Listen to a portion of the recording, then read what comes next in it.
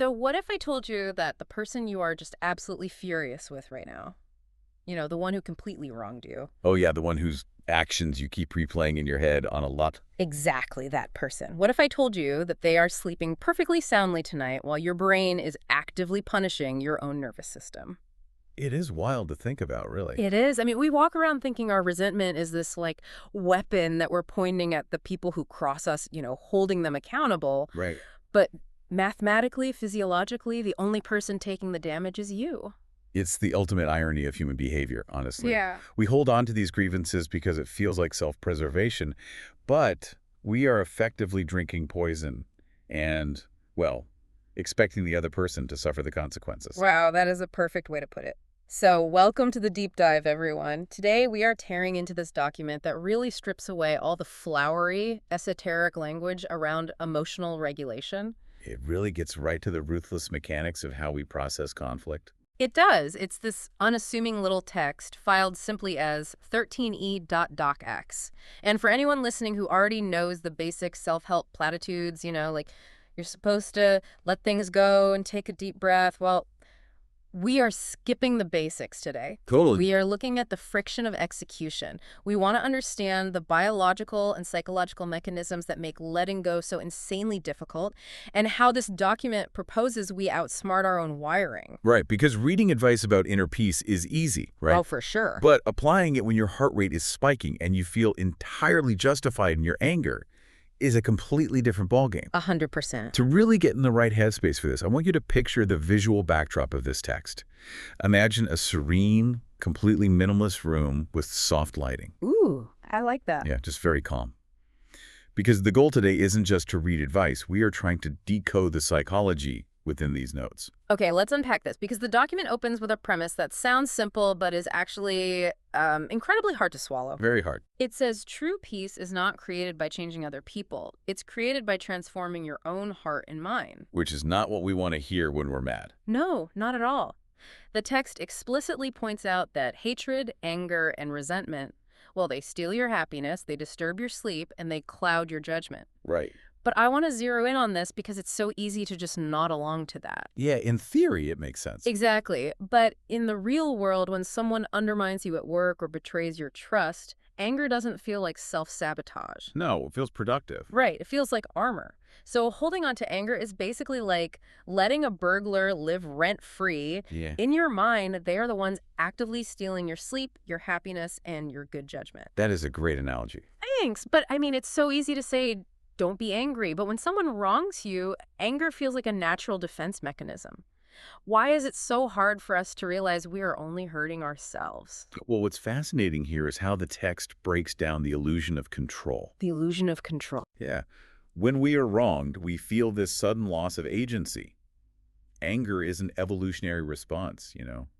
It gives us a temporary rush of adrenaline. Oh, so it makes us feel powerful again. Exactly.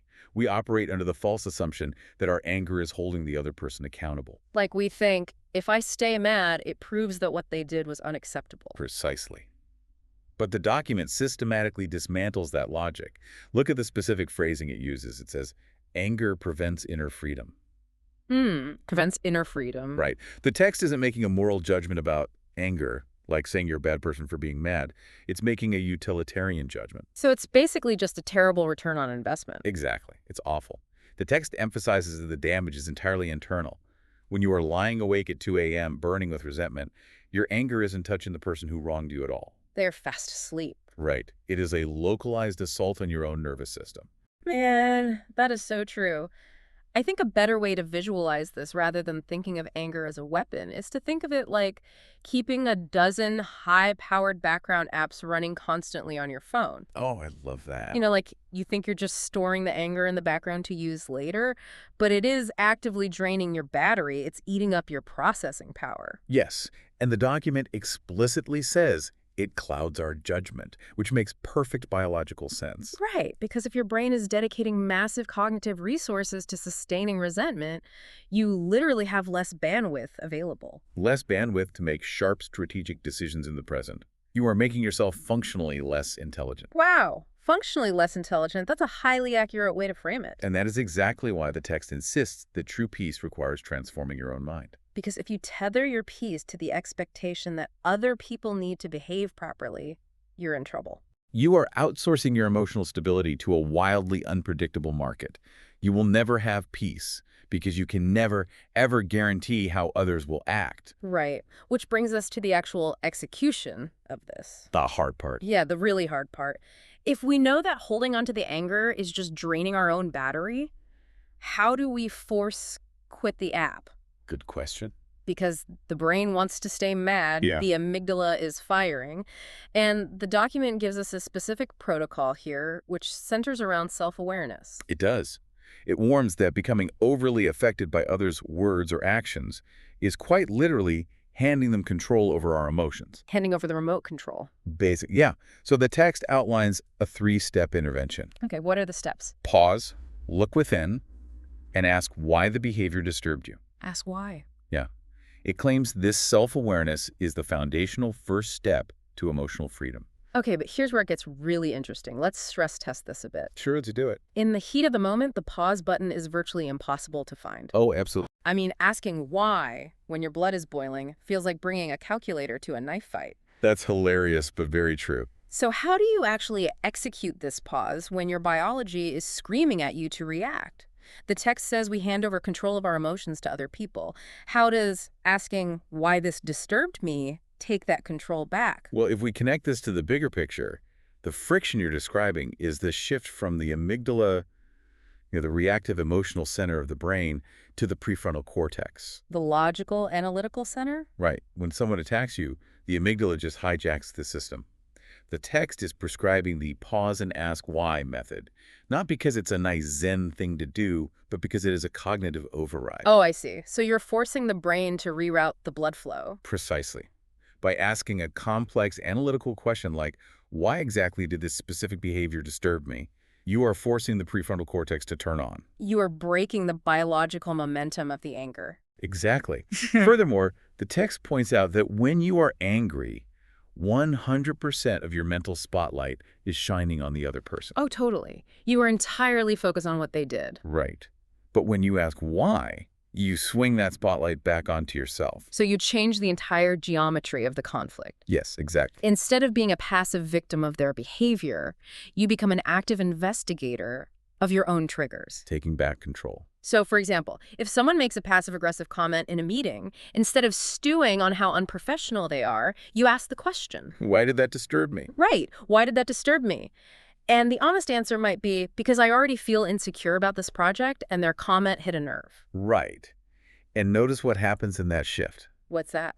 The other person's power over you just evaporates. Wow. Yeah, it really does. The document states that self-awareness leads to emotional freedom because you are no longer enslaved by the unpredictable input of others. Because you realize that the disturbance isn't just about their action. Exactly. It's about how their action interacted with your internal landscape. You reclaim your sovereignty. You dictate the terms of your own inner peace. It's a brilliant mechanism, but I'll admit, it requires a staggering amount of discipline. Oh, for sure. Because even after you successfully execute the pause, right? Right. And even after you reroute your brain to analyze your own triggers, you still have to deal with the reality of what the other person did. The offense still happened. Exactly. And this is where the document really flips the script.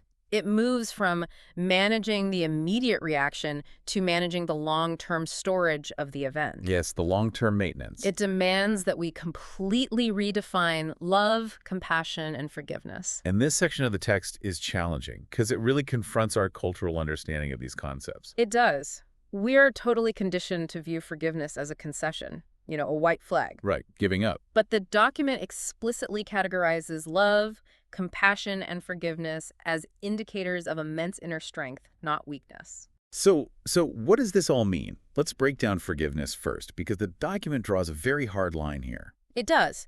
It explicitly states that forgiving someone does not mean approving of their actions. Which is huge. It's massive. It simply means refusing to let bitterness rule your life. Yes. I think this is where so many people get stuck.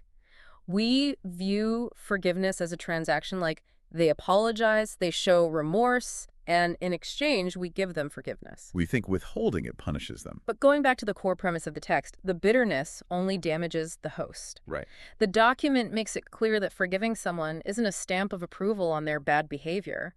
It's simply cutting the chain that attaches you to the heavy weight of bitterness. The document frames forgiveness as a strictly utilitarian act. Utilitarian. Yeah, it is entirely self-serving, and I mean that in the best possible way. You aren't forgiving them as a favor to them. No, of course not. You are doing it because maintaining the architecture of that resentment is too exhausting and too destructive to your own life. It's like canceling a subscription to a service you ate but keep paying for. Yes, perfect analogy. You aren't doing the company a favor by canceling. You are just stopping the drain on your own bank account. Exactly. But the text pairs this concept of utilitarian forgiveness with a very specific operational definition of compassion. And this is the part that I think requires the most mental gymnastics to apply. Oh, absolutely. The text says compassion is understanding that every person acts according to their own level of awareness, experiences, and struggles. This raises an important question, though. Okay, what's that? Well, that phrase, their own level of awareness, is the key to the entire strategy of how we judge others. But let me play devil's advocate here for a second. Go for it. If I have a toxic coworker who constantly throws me under the bus, or, say, a family member who is chronically manipulative, Right. viewing them through the lens of they just have limited awareness feels a lot like making excuses for them. I can see that. It feels like I'm letting them off the hook and inviting them to keep doing it. How is this not just a recipe for becoming a doormat? Well, because understanding a mechanism is not the same as tolerating its effects. Okay, explain that. The text doesn't suggest that their limited awareness makes their behavior acceptable. It definitely doesn't mean you shouldn't set boundaries. Right. Boundaries are still important. Exactly. It offers this definition of compassion as a tool for depersonalization. Depersonalization, meaning like taking the target off your own back. Precisely. When that toxic coworker throws you under the bus, your default reaction is to view it as a targeted, malicious attack on your worth. And that hurts. It breeds intense anger. But if you apply the text's definition of compassion, you step back and realize this person is operating from a place of deep insecurity, hyper-competitiveness, and a profoundly limited awareness of how to build genuine professional relationships. So it's not about you at all. It's about their inability to navigate the world in a healthy way. Right. It ceases to be an attack on you and becomes a reflection of their own internal chaos. Wow. You don't have to like them, and you certainly don't have to trust them, but you no longer have to let their dysfunction dictate your emotional state. That is incredibly freeing. Recognizing this, that people are essentially stumbling through life reacting to their own unhealed baggage, requires a massive amount of inner strength. It does. It really does. It elevates you above the fray, which is why the text links compassion directly to strength and protecting your inner peace. So you're observing the chaos instead of participating in it. Exactly. And you can immediately see how that conserves your energy. If I realize my coworker is just flailing around in their own insecurity, I can deal with the professional fallout logically. Right, rather than losing 3 days of sleep, fuming about how evil they are. Exactly, which perfectly bridges into the ultimate payoff outlined in the source material. The good part. Yeah, the rewards. We've looked at the biology of anger, the cognitive override of the pause, and the ruthless utility of forgiveness and compassion. So what happens when you actually run this operating system day to day? Well, the document doesn't leave us guessing. It makes a definitive cause and effect claim. It says real happiness comes from mastering your reactions, not controlling others. Which is so profound. And the more you cultivate this internal kindness, patience, and understanding, the text says, the lighter your heart becomes. A lighter heart. And it backs up that lighter heart with highly practical, tangible upgrades to your life. It's not just abstract stuff. No. The text explicitly lists the results of a peaceful mind: better relationships, wiser decisions, deeper sleep, and a more meaningful life. Yeah, and looking at the mechanics we've just discussed, these aren't mystical spiritual rewards. Right, at all. They are the logical output of the system. Let's trace the causality here. Okay, let's do it. Why does mastering your reactions lead to wiser decisions? Well, because as we established, resentment and anger consume massive amounts of cognitive bandwidth. Exactly. When you stop dedicating CPU power to fighting invisible battles from yesterday, that bandwidth is freed up. You see situations clearly. objectively and strategically. Right. You are no longer making decisions based on ego protection or retaliation. You are making them based on optimal outcomes. And the deeper sleep is a direct physiological result. Obviously. You've stopped the localized assault on your nervous system. You aren't flooding your body with cortisol right before bed by replaying an argument. You've depersonalized the conflicts. You've canceled the subscription to the bitterness, and your body is finally allowed to rest. It makes perfect sense. And then better relationships naturally follow because you are interacting with people from a grounded state, not a reactive one. Right. You're giving them the grace of understanding their struggles rather than mirroring their chaos. All of this culminates in the closing thought of the document, which serves as a powerful thesis statement for everything we've unpacked today. It's a great quote. It is. The text ends with this exact quote. "The world may not always be kind to you, but you can always choose to be kind within yourself. Inner peace begins the moment you stop expecting others to change and start transforming your own perspective." I love that it starts by validating the difficulty of reality. Yeah. The world may not always be kind to you. It's not selling toxic positivity. Right. It's acknowledging that the chaos is a given. People with limited awareness acting out of their own unhealed struggles, that is a constant. You cannot control the incoming fire. But you have absolute authority over how that fire is processed. The empowerment in that final sentence is staggering, honestly. The text draws a hard line in the sand regarding causality. It states that inner peace begins the exact moment you stop expecting others to change. That is the ultimate bottleneck for most of us, isn't it? It totally is. We put our peace on layaway. We think, I'll be at peace as soon as they apologize, or I'll let this go as soon as they realize how wrong they were. We attach the keys to our own emotional freedom to someone who is already demonstrating limited awareness. It's a terrible strategy. It is the definition of external dependency. And the document is challenging us to sever that dependency completely. Because as long as your peace requires someone else to alter their behavior, you are a hostage. Exactly. The moment you decide that your internal kindness and stability are independent of their actions, you are free. You achieve that internal autonomy. It's been an incredibly dense, rewarding exploration of this text today. It really has. Just to recap our journey on this deep dive, we started with the realization that our default defense mechanism, holding on to anger, is actually a self-inflicted wound. Right, one that drains our cognitive battery and nervous system. Yeah. And then we looked at the mechanics of outsmarting that biology by using the pause and ask why protocol. Taking back control by forcing our brain from a reactive state into an analytical one. Exactly. And then we completely reframed compassion and forgiveness. Not as concessions to bad behavior, but as strategic, utilitarian tools to depersonalize conflict and conserve our own energy. We stopped viewing the world's dysfunction as a personal attack and started seeing it as a product of limited awareness. Which clears the fog, frees up our processing power, and directly leads to the wiser decisions and deeper sleep the document promises. It is a complete paradigm shift. Moving from trying to control the uncontrollable to mastering the only thing you ever actually had influence over in the first place, your own reactions. Absolutely. And to wrap up our analysis, I want to leave you with a challenge that builds directly on the final, most demanding concept in this source material. Ooh, okay. Let's hear it. Well, the text argues that inner peace begins the exact moment you stop expecting others to change. Right. So look at your own life right now, today.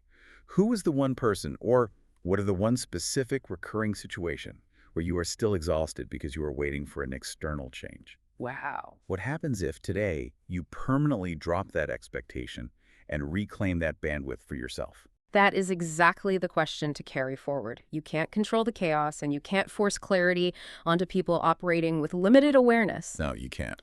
But you can always choose to cut the chain, rewrite the operating system, and secure your own peace from the inside out. Thank you for joining us on this deep dive. Take these mechanics with you, test them out in the real world, and we'll catch you next time.